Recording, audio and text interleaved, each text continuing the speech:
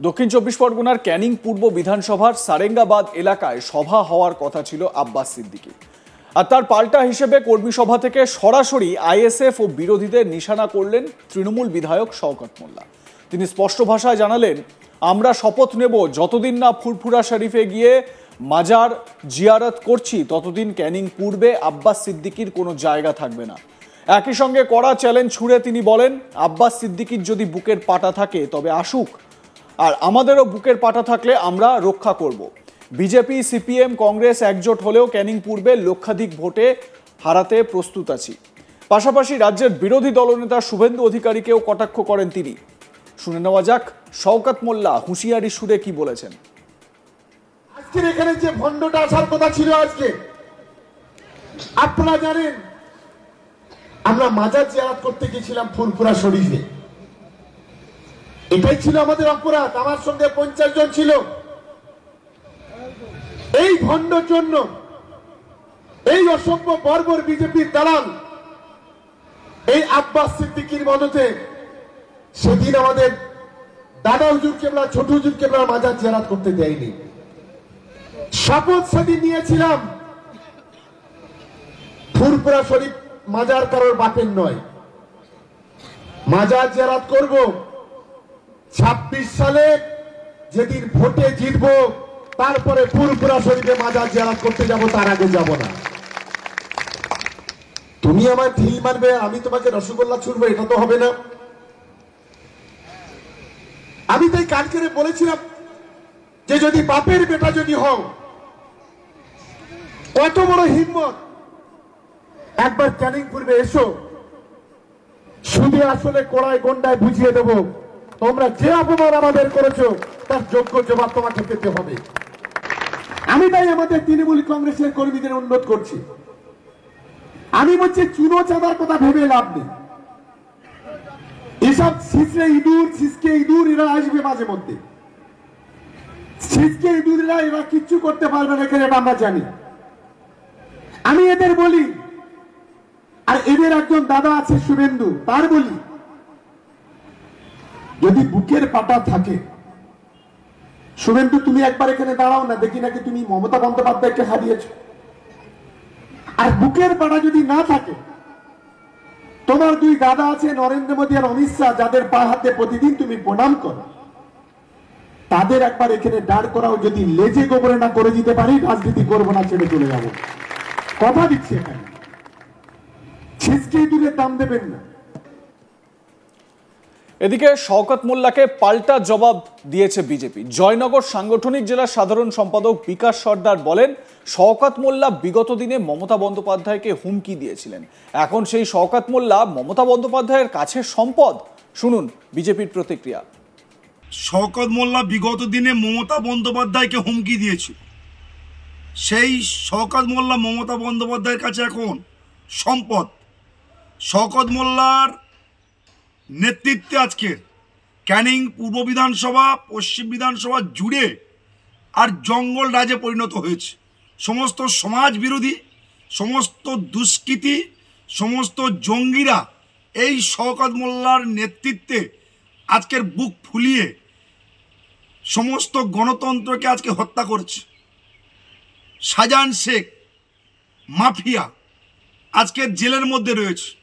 যদি সঠিক তদন্ত প্রক্রিয়া চলে তাহলে আপনারা দেখতে পাবেন শেখ শাহজাহানের সাথে সমস্ত অপকর্মগুলো এই শওকত মোল্লা যোগসাজ রয়েছে।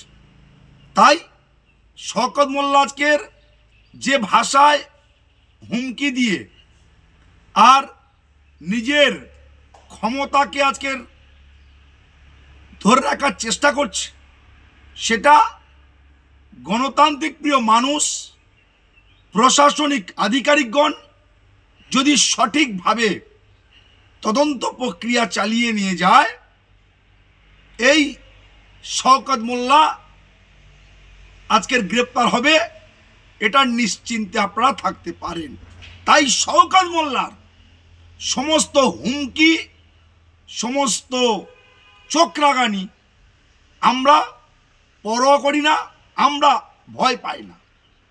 শওকত মোল্লাকে বলতে চাই, ক্যানিং পূর্ব বিধানসভায় যদি গণতান্ত্রিক পদ্ধতিতে ভোট হয়, পুলিশ প্রশাসন নির্বাচন আধিকারিকগণ যদি সঠিকভাবে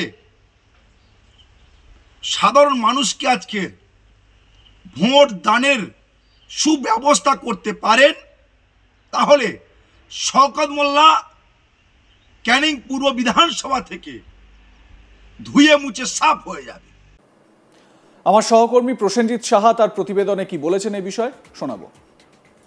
এবার কার্যত আইএসএফ এর বিরুদ্ধে জিহাদ ঘোষণা করলেন ক্যানিং পূর্বের বিধায়ক তথা রাজ্য তৃণমূলের সাধারণ সম্পাদক শওকত মোল্লা। ক্যানিং পূর্ব বিধানসভার অন্তর্গত সারেঙ্গাবাদ এলাকায় আব্বাস সিদ্দিকীর একটি সভা করার কথা ছিল, আর সেই সভারই কার্যত পাল্টা সভা হিসেবে শওকত মোল্লা একটি সভা করেন রবিবার সন্ধ্যায়। আর সেই রবিবার সন্ধ্যায় সভা করতে গিয়ে সেই সভা মঞ্চ থেকে একের পর এক তোপ দাগেন আইএসএফ এর বিরুদ্ধে। তিনি বলেন, যারা তৃণমূলে থাকছে অথচ আইএসএফ এর সাথে ঘুরছে, আব্বাস সিদ্দিকীর সভায় যাচ্ছে, তাদের বিরুদ্ধে ব্যবস্থা গ্রহণ করতে হবে। একসাথে তৃণমূল এবং আইএসএফ চলতে পারে না বলেও দাবি করেছেন তিনি। পাশাপাশি ক্যানিং পূর্ব বিধানসভায় শকুনের চোখ পড়েছে বলেও তিনি এই মঞ্চ থেকে বক্তব্য রাখার সময় উল্লেখ করেন। আইএসএফকে কার্যত শকুন বলছেন তিনি, এবং আব্বাস সিদ্দিকীর চোখ ক্যানিং পূর্ব বিধানসভায় পড়েছে এবং ক্যানিং বিধানসভার মানুষকে সেখানে ভেঙে ছত্রভঙ্গ করে দেওয়ার তাদের লক্ষ্য রয়েছে, এবং এখানে আইএসএফের শক্তি আরও বাড়ানোর চেষ্টা রয়েছে আইএসএফের, তেমনটাই দাবি শওকত মোল্লার। আর সেই কারণেই এলাকার মানুষকে, এলাকার তৃণমূল কর্মীদেরকে সজাগ থাকার তিনি নির্দেশ দিয়েছেন, এবং তাদেরকে সজাগ থাকার তিনি এই কারণে নির্দেশ দিয়েছেন যাতে কোনোভাবেই তৃণমূল কংগ্রেসকে এখানে আইএসএফ ভাঙতে না পারে এবং আইএসএফ যাতে এই এলাকাতে ঘাঁটি গাড়তে না পারে, সেই বার্তাই কার্যত তিনি দিয়েছেন। তিনি দাবি করেছেন যতদিন না ফুরফুরা শরীফে গিয়ে জিয়ারত করছেন ততদিন কার্যত এই আব্বাস সিদ্দিকীরকে তিনি ইয়েতে ঢুকতে দেবেন না, ক্যানিং পূর্ব বিধানসভায় ঢুকতে দেবেন না, তেমনটাই কিন্তু তিনি দাবি করেছেন। অন্যদিকে এই ক্যানিং পূর্ব বিধানসভায় যে কেউ ভোটে দাঁড়ালেই কার্যত পার পাবেন না, আব্বাস সিদ্দিকী ভোটে দাঁড়ালেও লক্ষাধিক ভোটে তিনি হারাবেন। এমনকি তৃণমূল বাদ দিয়ে যে সমস্ত বিরোধী দলগুলি আছে, অর্থাৎ বিজেপি, কংগ্রেস, সিপিএম, আইএসএফ সবাই একত্রিত হয়েও যদি ক্যানিং পূর্ব বিধানসভার প্রার্থী দেয়, তাও আগামী বিধানসভা নির্বাচনে লক্ষাধিক ভোটে সেই প্রার্থীকে হারাবেন বলেও দাবি করেছেন শওকত মোল্লা। কার্যত চ্যালেঞ্জ ছুড়েছেন তিনি। শুধু তাই নয়, নরেন্দ্র মোদী, অমিত শাহ, শুভেন্দু অধিকারী যে কেউ ক্যানিং পূর্ব বিধানসভা থেকে তার সাথে ভোটে প্রতিদ্বন্দ্বিতা করতে পারেন, সকলকেই তিনি লক্ষাধিক ভোটে হারাবেন, তেমনটাও দাবি করেছেন শওকত মোল্লা। কার্যত বিধানসভা নির্বাচন যত এগিয়ে আসছে ততই রাজনৈতিক চাপানুতো শুরু হয়েছে। আর এবার ক্যানিং পূর্বের বিধায়ক শওকত মোল্লা, যার মূল ভয় কার্যত আইএসএফকে ঘিরেই, তার কারণ গত বিধানসভা নির্বাচনে আমরা দেখেছিলাম যে এই ক্যানিং পূর্ব বিধানসভার যে সমস্ত এলাকাগুলি রয়েছে ভাঙড় 1 নম্বর ব্লকের পার্টে, সেই সমস্ত পার্টগুলিতে কিন্তু যখন নির্বাচনের ফল ঘোষণা হয়, গণনা চলছিল, সেখানে কিন্তু কার্যত যথেষ্ট বেগ পেতে হয়েছিল তৃণমূল প্রার্থী শওকত মোল্লাকে, এবং সেই কথাকে মাথায় রেখেই কার্যত আগে থেকে সাবধান হতে চাইছেন শওকত মোল্লা, এবং আগামী বিধানসভা নির্বাচনের আগে যাতে ক্যানিং পূর্ব বিধানসভায় কোনোভাবেই আইএসএফ শক্তিশালী না হতে পারে, সেই কারণে আগে থেকেই দলের কর্মীদেরকে কিন্তু সতর্ক বার্তা শোনালেন তিনি। আর এদিনের এই সভা মঞ্চ থেকেই কার্যত সেই কথাই কর্মীদের উদ্দেশ্যে তিনি ঘোষণা করলেন, এবং তিনি কার্যত আইএসএফের বিরুদ্ধে জিহাদ ঘোষণা করলেন, সেটা বলা চলে। লাইক, কমেন্ট, শেয়ার করতে ভুলবেন না। দেখতে থাকুন আজ তাক বাংলা। সাবস্ক্রাইব করুন আমাদের ইউটিউব চ্যানেলটি, বেল আইকন প্রেস করুন নোটিফিকেশন পেতে।